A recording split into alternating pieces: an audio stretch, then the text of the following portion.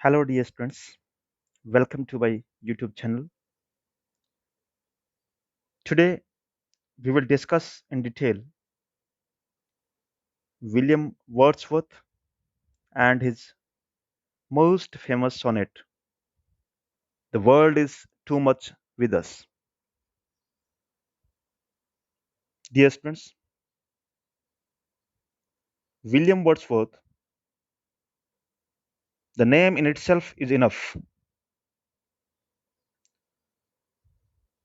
Wordsworth is one of the leading figures of the 19th century. He is called as the harbinger of romantic movement in England. He is the greatest and the most significant figure of romantic movement. In collaboration with St. Coleridge, William Wordsworth published a joint venture entitled Lyrical Ballads in 1798, and that marks the beginning of Romanticism in England. William Wordsworth is considered as the great lover of nature, a nature poet. He is known primarily for the love of nature. He considered nature as goddess, as his companion, as a nurse, and whatnot. He devoted his entire life in contemplating or thinking over nature. He loved nature from the core of his heart, with soul and mind. William Wordsworth is the first poet who opened the doors of English literature for the common people.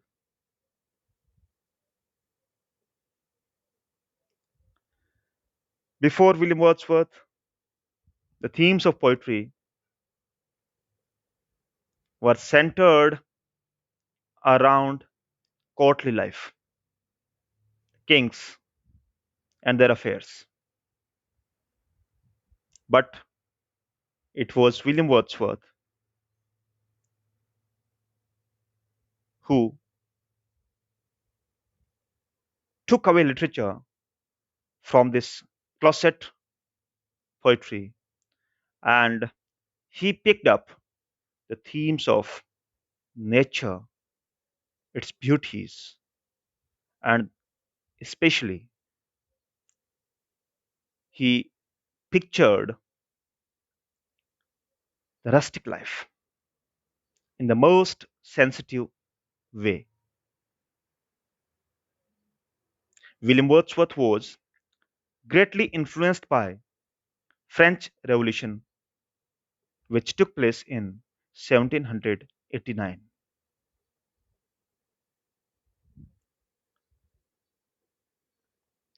Three words of French Revolution: liberty, equality, and fraternity influenced Wordsworth to a great extent.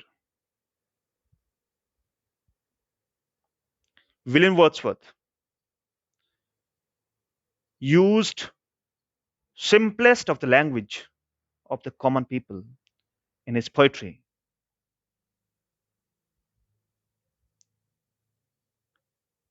He considered no difference between the language of poetry and prose. He used simple diction in poetry, simple language, and simple style. He used the language of the common people. That's why he became most popular amongst the masses of England. Not only England, but across the world.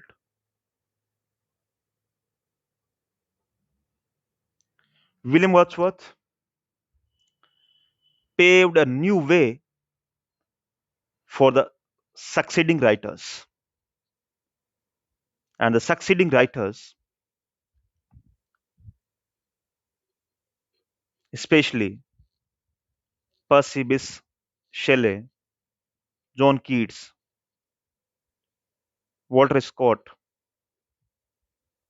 and Byron, they also followed him. They picked up the nature as their themes of poetry. So, dear students, William Wordsworth is a great name after William Shakespeare in English literature. William Wordsworth was born in 1770 and died in 1850. He became Poet Laureate of England in 1843 after Robert Southey.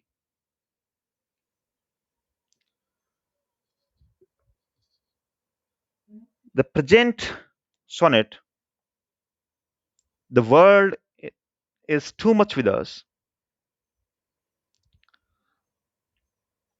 is the most important sonnet of William Wordsworth. It is composed in Petrarchan style.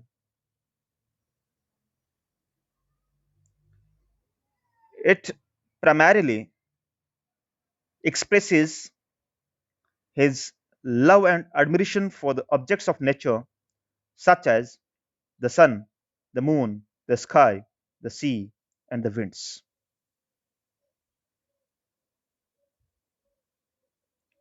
In this sonnet, William Wordsworth is pained or grieved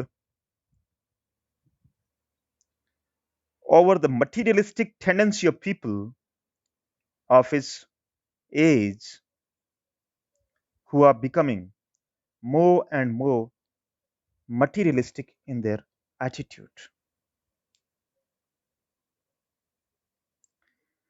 They have forgotten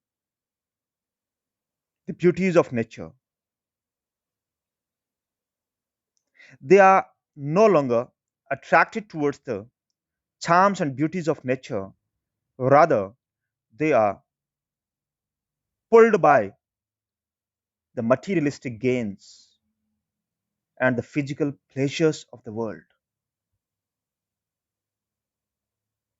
That's why William Wordsworth is pained,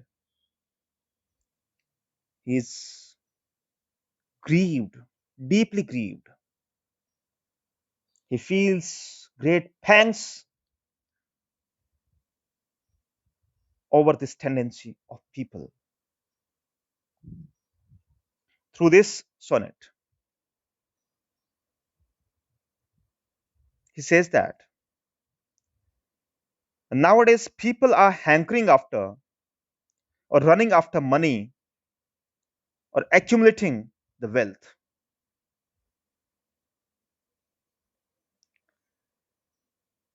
They enjoy themselves in amassing money, wealth, and increasing physical pleasures.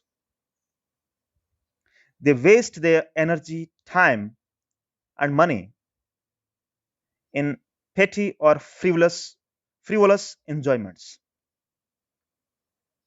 They have no taste for the appreciation of the of variety of beautiful aspects of nature.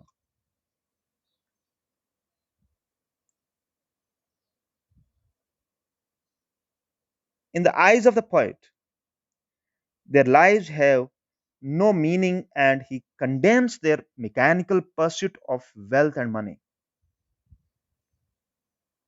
Their sense of love and admiration for the valuable objects of nature is completely exhausted.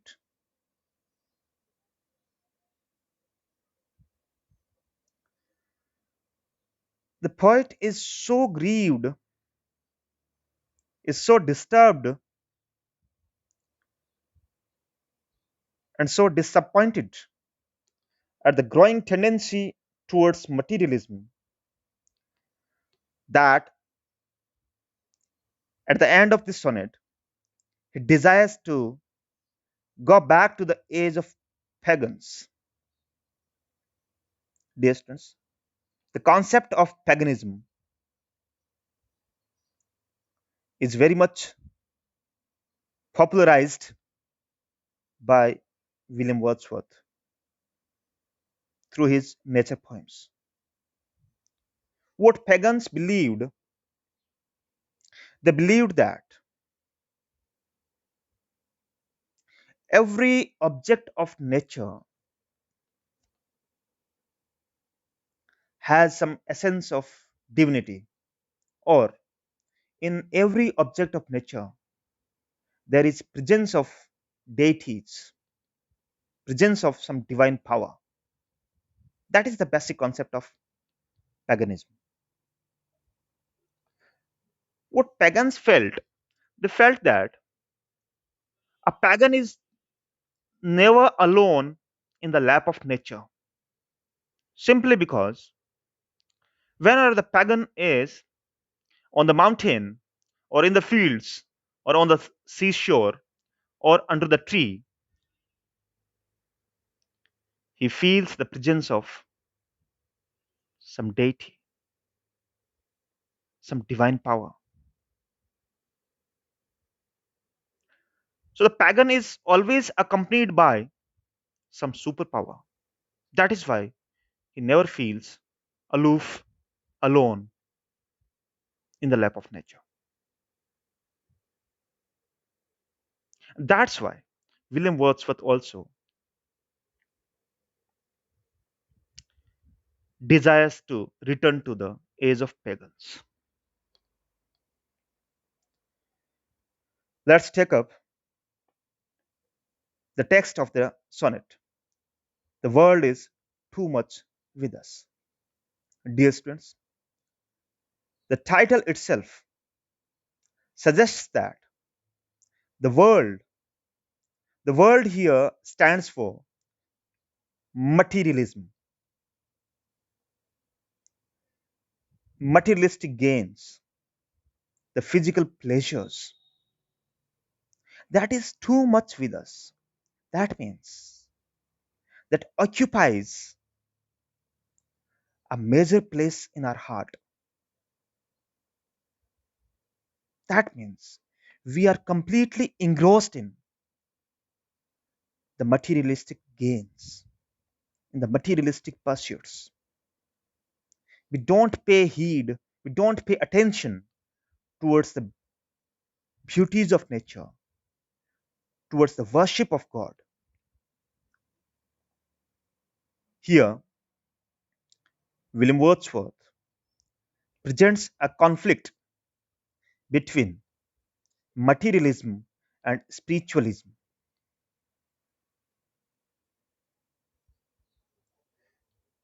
Through this sonnet, he suggests that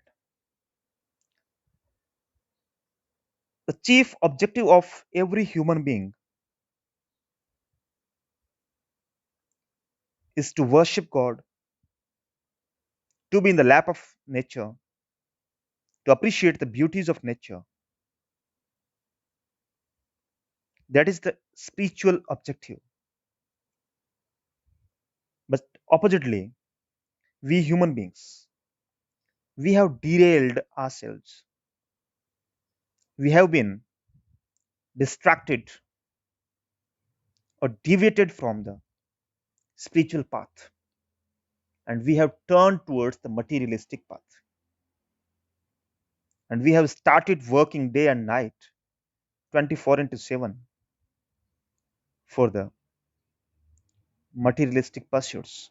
That is, amassing money, wealth, and increasing our physical pleasures, luxuries of life.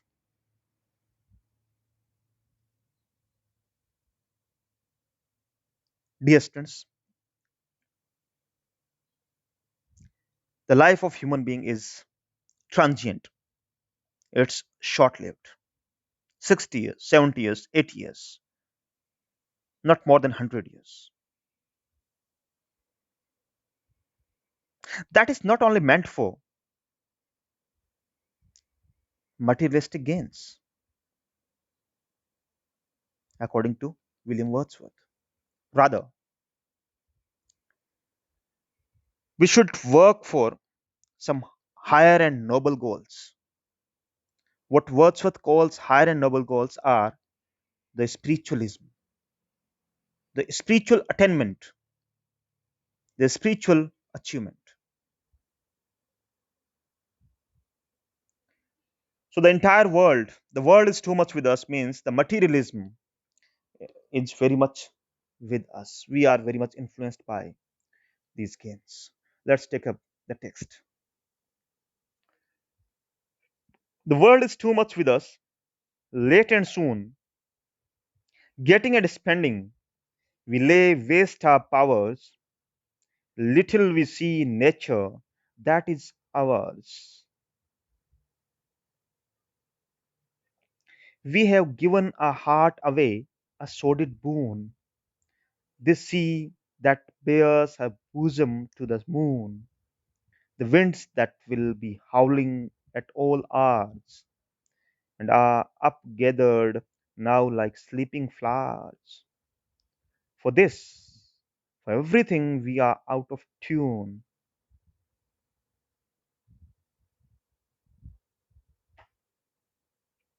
Here, yes, in the first stanza of 8 lines, that is octave, the sonnet is written in Petrarchan sonnet, and Petrarchan sonnet, a sonnet consists of 14 lines, and Petrarchan sonnet consists of two sections or two segments, parts.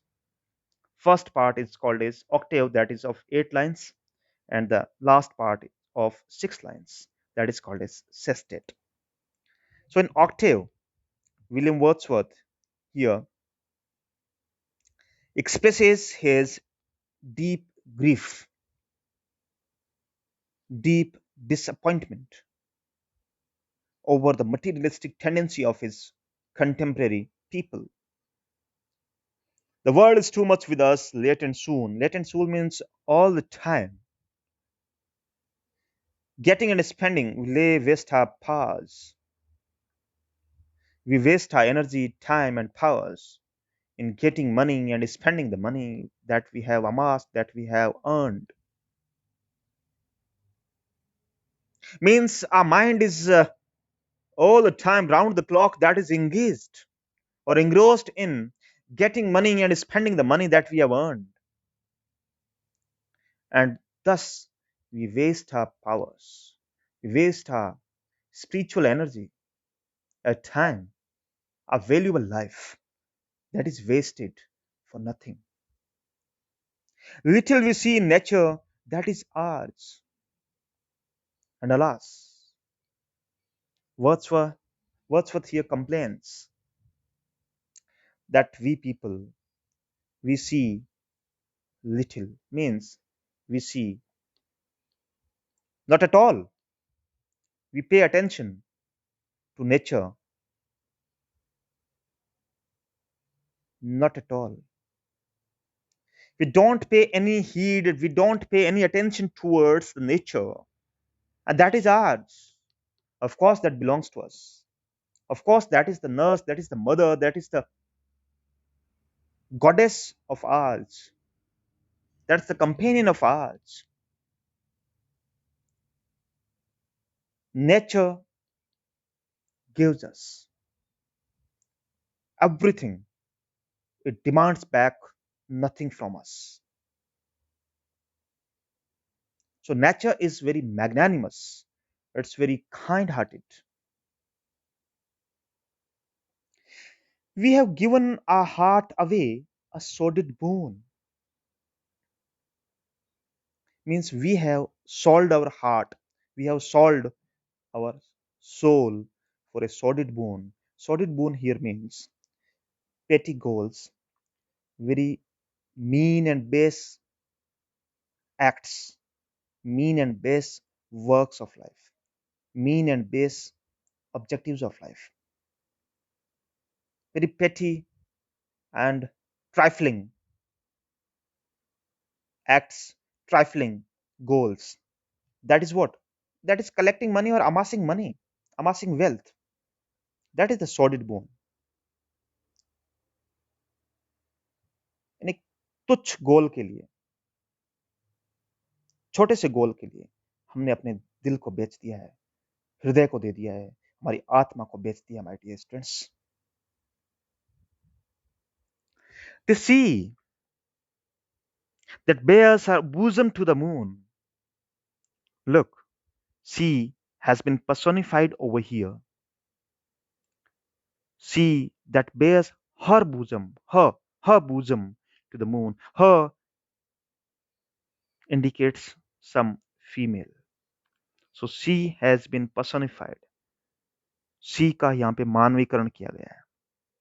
समुद्र को एक इंसान मान लिया गया है, एक female मान लिया गया है यहाँ पे. That bears her bosom to the moon means that exposes her bosom, that exposes itself to the bright light of moon. Look at the picturesque beauty of nature that has been delineated by Wordsworth. The sea that bears her bosom to the moon.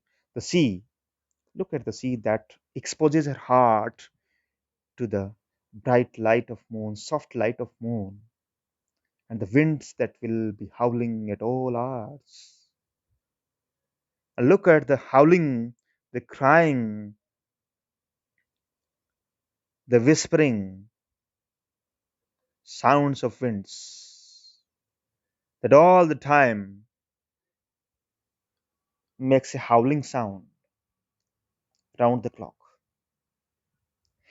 Here, howling of the winds has been viewed by Wordsworth as the music of winds.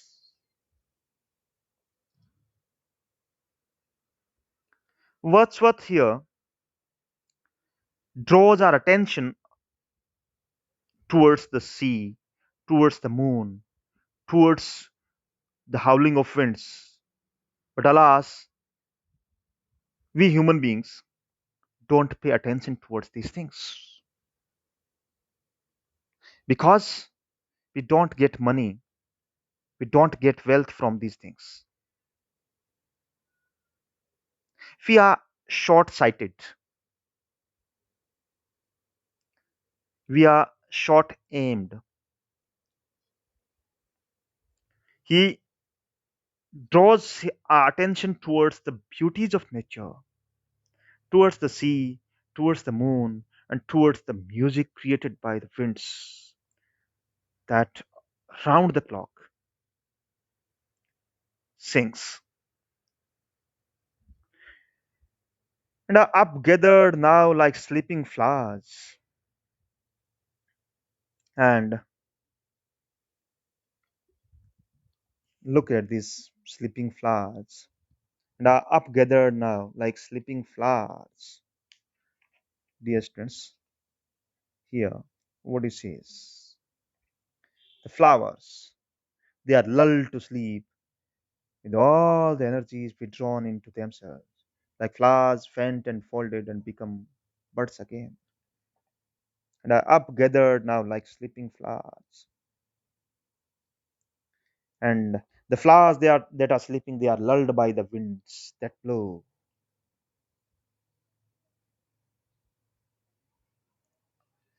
For this, for everything, we are out of tune. But we human beings, we are out of tune, we are out of harmony of nature.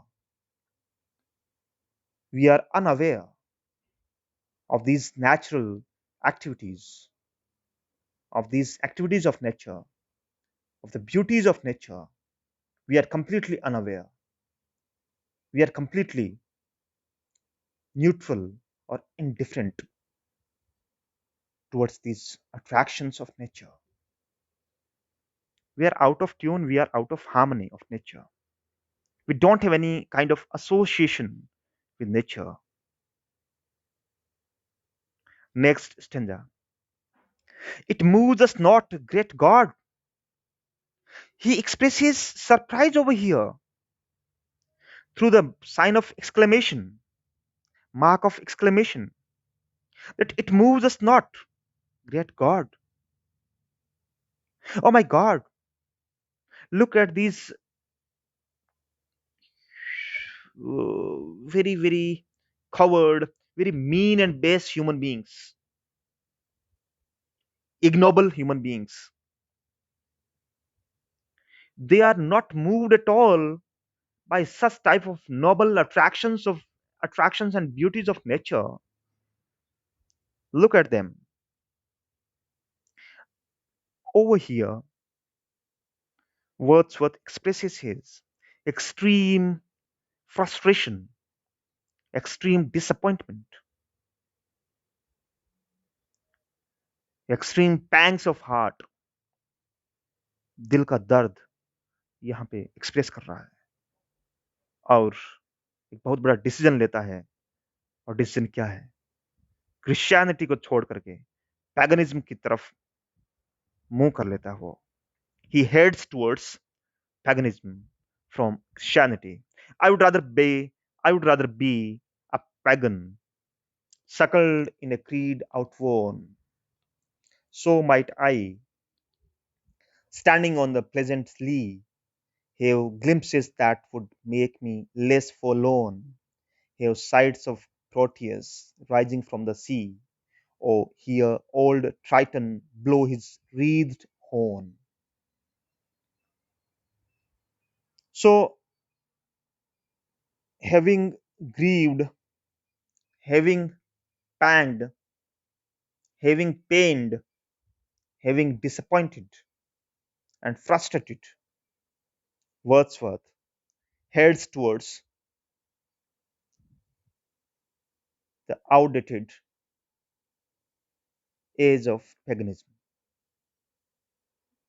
He says that better were the pagans simply because they believed that there is some divine power or there is the presence of some deity in every object of nature. They enjoyed the nature to the fullest of their heart. That's why it turns towards paganism.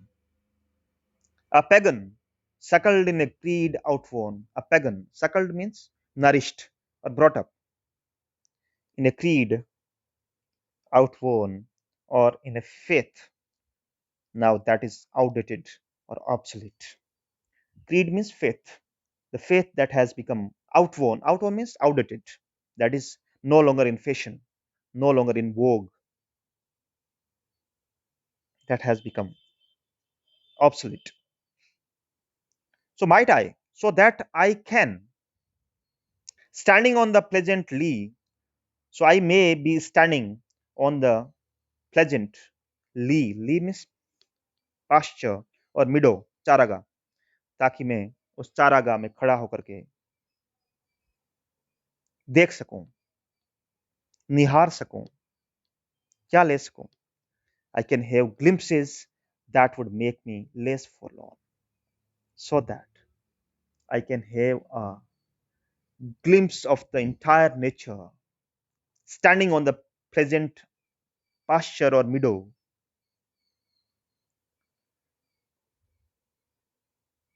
and I would feel less forlorn. Forlorn means alone. Forlorn means alone.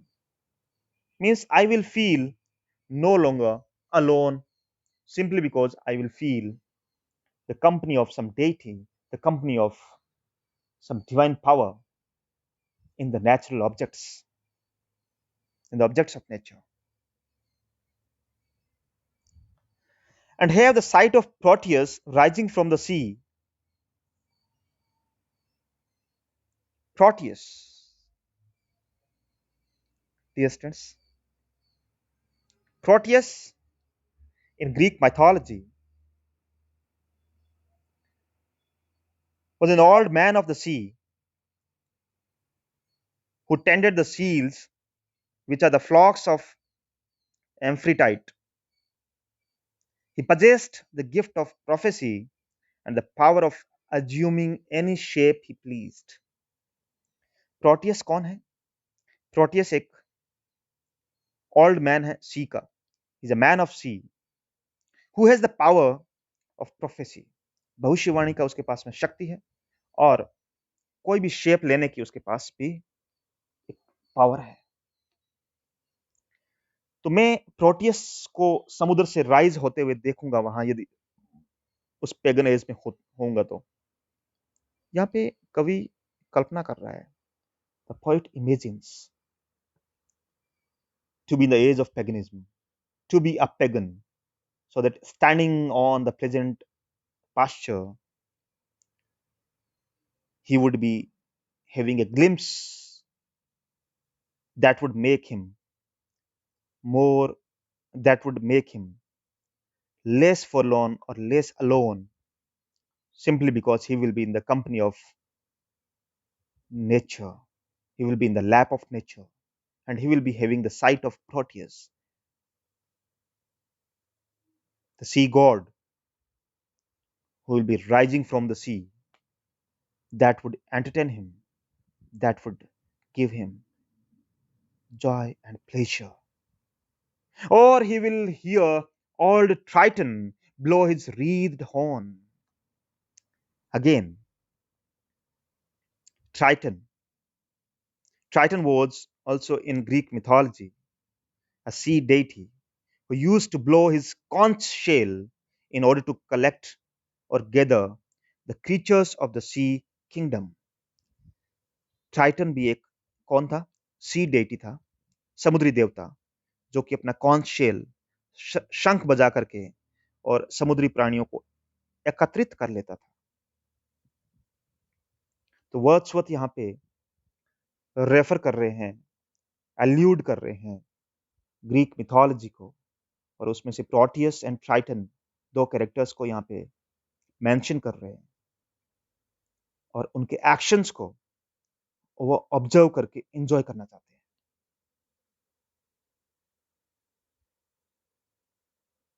He curses the present era. He curses the contemporary age in which Wordsworth was living, the Romantic age. The Romantic age is considered to have the beginning in 1798 and it ended in 1850 with the death of William Wordsworth. But more exactly, it has its ending with the accession of Victoria in 1837. So William Wordsworth here curses the age in which he lived simply because the people of his age were very much materialistic in their attitude, in their tendency, and they were less spiritualistic.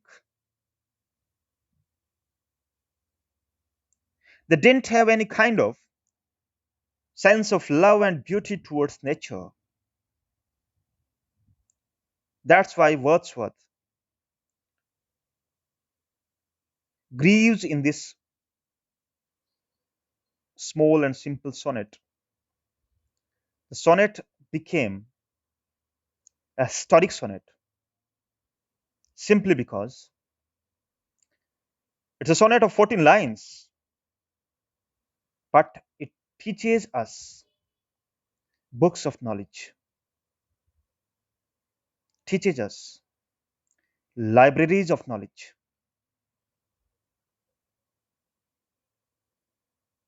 It teaches us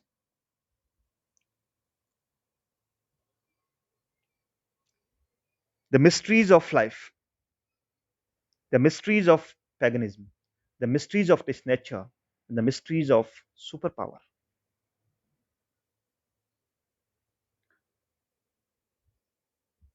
The rhyme scheme of the poem is, look at the rhyme scheme: soon, paz, as, boon. So A, B, B, A. Then again, moon, as, flowers, tune. Then A, B, B, A. Next, B, outworn, Lee. C, D, C. Forlorn, C, horn. D, C, D. Look at the poem again. Soon, paz, as, boon. A, B, B, A.